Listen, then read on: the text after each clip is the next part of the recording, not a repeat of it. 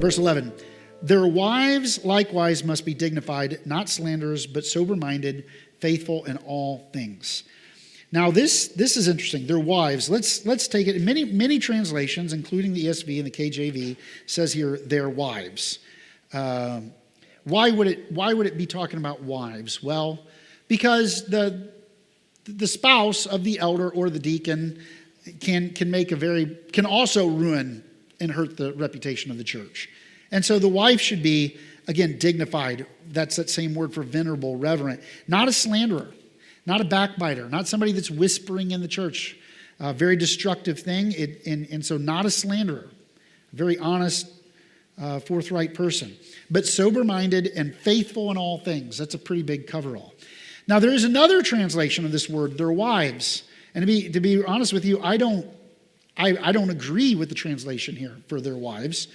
Because the Greek word here, gunai, where we get the word gynecology, it means a woman of any age, whether a virgin or married or a widow. So, for example, I gave one of multiple translations that translate it, like the NASB.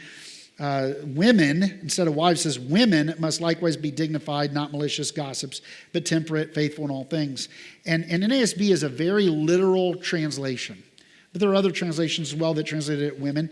And even if you look in like the Blue Letter Bible, it would have a footnote next to wives there that says or women. Because there is a word specifically for wife, and this is the word that can be a wife. Maybe it's usually wife, but it's not always a wife. It can be a woman of any age, whether it's used in a variety of contexts.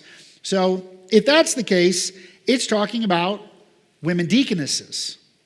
And some people object to that, but I think they have a different view of what it is. These are not elders in the church. I believe in a male-only eldership in the church for a lot of reasons I won't go into this morning. But going right back to creation, it's God's model for the family and the church. But here's an example of where a woman is referred to in Romans 16:1. It says, I commend to you our sister Phoebe, a servant or a deacon of the church of Cenchrea. So there's an example. Also church history, there were women deaconesses very early in church history. And many times there's a need for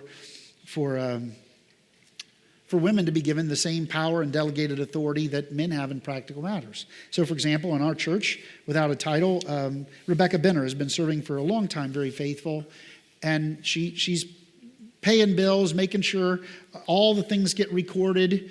She doesn't ask permission every time she pays a bill. She handles all kinds. She has stewardship over all kinds of financial matters in the church. She puts it in the bank, makes sure all that's taken care of, and produces the financial reports. There's an example in our church where we have effectively for years without a title has served as a deaconess in the church.